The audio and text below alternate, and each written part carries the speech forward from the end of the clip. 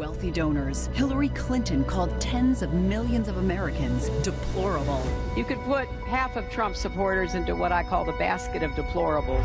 The racist, sexist, homophobic, xenophobic, Islamophobic, you name it. People like you, and you. Deplorable. You know what's deplorable? Hillary Clinton viciously demonizing hard-working people like you.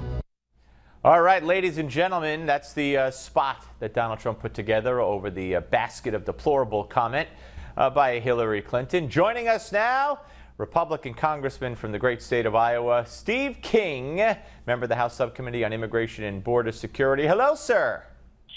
Well, hello. Good to be back connected with you, Steve. And from one deplorable to another, welcome aboard. I fit that deplorable category. It's an honorable thing now. I'm telling you. You know, I used to be a vast right-wing conspirator. Now I'm just simply deplorable. Yeah, there you go. I can't wait. I got to get me one of those T-shirts. I can't wait to wear it around.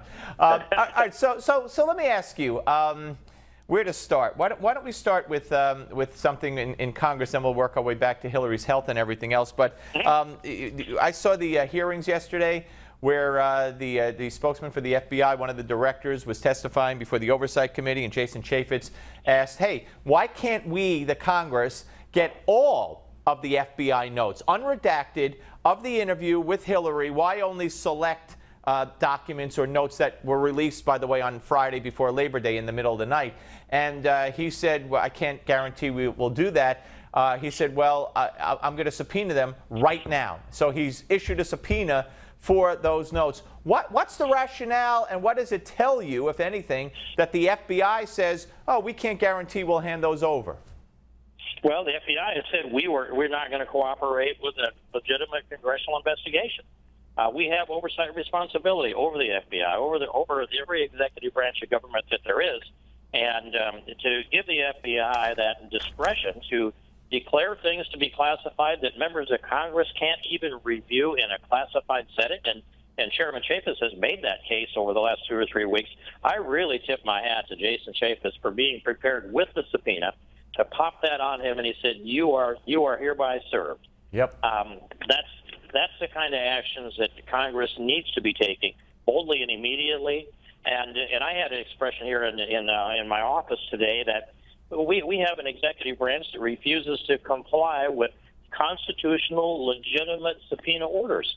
And an executive branch that does that, they have taken on the legislative authority by writing rules and regulations that supplant the rule of Congress. And the president has the authority to command the executive branch to enforce those actions of his White House. And yet, here sits Congress with the only enforcement action we have, 2 of them, either impeachment, which might well happen to John Koskinen, or else the power of the purse. Well, let me ask you. You brought up, you read my mind, or at least the impeachment word, right out of my mind, because I had Andy McCarthy on, the great Andy McCarthy, who I'm sure you're familiar with, former federal prosecutor. Oh, yeah. Yeah, okay. And he wrote a whole piece recently about how the Congress, you know, everything all of you guys say, which is true, about the FBI, you know, but making a case but not going through with it. The Republicans in Congress believe, I would say all of them for the most part, if not all of them, a few holdouts, that Hillary has committed, if not felonies, certainly high crimes and misdemeanors. She can be impeached right now by the Congress, according to Andy McCarthy. So I said to Andy, and you tell me what you think of this, I said if we had a leadership that really wanted Donald Trump to win, they might do that. Well, I think Andy's made a legitimate point. I think he's on constitutionally solid ground that we have the constitutional authority to impeach Hillary Clinton. And not only there's no office to remove her from right now, but we can prevent her from an office of public trust. And we could, and also neither does that prevent any charges from being brought as subsequent to an impeachment. I think our founding fathers understood that impeachment would always be a political decision. That's why they said high crimes and misdemeanors. The misdemeanor can be whatever it is Congress decides it is, but it's still a political question. And too many members of Congress knees knock when we say no to President Obama. We don't want to fund your unconstitutional executive amnesty. We don't want to fund your illogical, irresponsible, and unaffordable CARE Act. But yet they believe that they have some kind of obligation to take an oath to support and defend the Constitution, and then they think they have an obligation to fund that which is unconstitutional. Right. Well, they've got a long ways to go, Steve. Would you, if it were up to you, if you were the Speaker of the House, which we talked about a long time ago when we knew Boehner was leaving, would you be in favor of the Congress undertaking impeachment against Hillary right now? At this point, no, and because it's a political question, and we have an election coming up in November, and you would be faced with a huge political backlash that would say, for political reasons, you're trying to deny the will of the people, and you have to allow a legitimate election. And yet, what we have is we have an executive branch of government that's Justice Department is the shield that's protecting Hillary Clinton from actions that appear to be felonious. And, I've read through the statutes that are there. Andy McCarthy has written about it better than anybody else has. And I don't think there's question. The evidence that I've seen points to Hillary's violations of a number of our espionage laws. And I think that they've created a deniable link between Loretta Lynch and James Comey that's an illogical and irrational one. And on top of that, tens of thousands of emails have not only are they outside the reach of the United States Congress, but they were in the hands of Hillary's attorneys, and they were downloaded into their devices, and they searched them for these terms that supposedly were State Department government terms, right? And they dumped the rest. They have destroyed evidence to a crime, and that doesn't. You don't get to do that under attorney-client privilege. They should be disbarred. Outrageous. If you want to talk to the congressman and to me here on America Talks Live, 877-Newsmax, 877-639-7629. Let me ask you, the president, if he hasn't done it already, they've said he will veto that bill that passed the House on a voice vote last week and had passed the Senate unanimously, I think maybe also on a voice vote, saying that 9/11 victims' families can sue Saudi Arabia. If he vetoes it, which he will, I think it'll be the 11th veto. Congress has never overridden one of them from Obama. Do you believe that will it be brought up again in the House, and will it get 2/3 votes to override? Well, it may be brought up again in the House. I think that comes back to a political question again.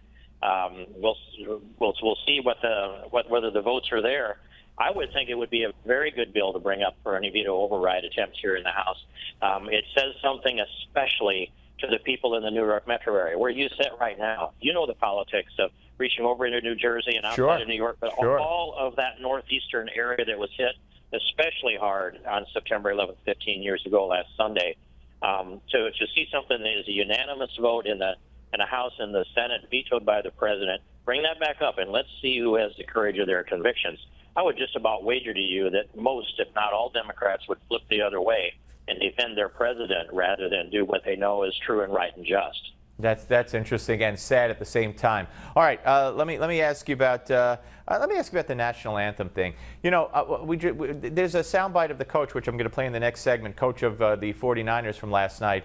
You know, there were more protests. Kaepernick took a knee. You have players pumping their fists in the air. And the coach of the 49ers says that there's a constitutional right for these players to do this.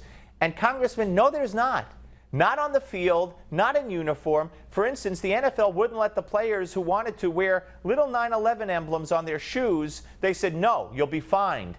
And you know I can't sit here with my fist in the air in a form of protest over something while I do my show. I'd be fired. My boss would say you can't do it. So why do you believe that the NFL is capitulating to this when there's no constitutional right for freedom of expression when you're in uniform and working, you know, as a football player for a football team? Well, Steve, I just think if somebody's working for me and they represent me, that's the same scenario, legal scenario that they have on a football team. And you go out there, if somebody went out there and said, I'm going to, in my spare time, I'm going to promote abortion and same-sex marriage and eroding the Constitution of the United States and promote socialism, they'd be gone in the first minute they opened their mouth on that. I would fire them, and they all know that.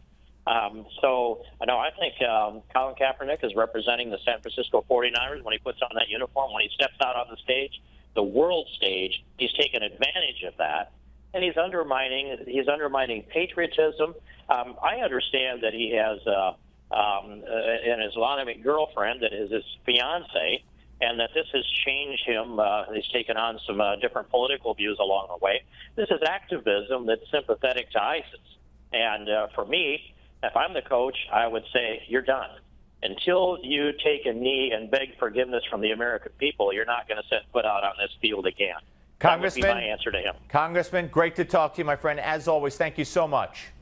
Thank you, Steve. I appreciate it. All right, Congressman Steve King, ladies and gentlemen. We're coming back. We got a full segment next segment, including more on this whole thing with Kaepernick and the NFL on Gimme 5. Don't go away.